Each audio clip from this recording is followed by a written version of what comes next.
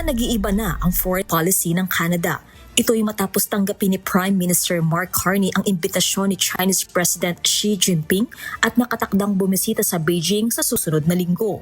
Kung sakali, ito ang magiging unang pagbisita ng Canada sa China simula noong 2017 kung saan hindi naging matagumpay ang planong free trade agreement ni dating PM Justin Trudeau. Interesado ang dalawang lider na pahupain ang naging alitan ng dalawang bansa. Nais nilang simulan ito sa mga trade issue ng canola at electric vehicles. Ngunit ang pakikipagkasundo ng Canada sa China ay may kaakibat na banta. Maaaring mahinto ang US-Mexico-Canada Agreement kung sakaling pumasok sa ibang free trade agreement sa isang non-market economy gaya ng China ang Canada.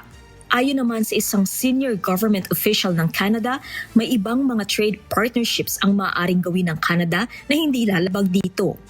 Inaasahang mag-uusap ukol sa agrikultura at kalikasan sina Carney at Xi upang palakasin ang kalakalan nito.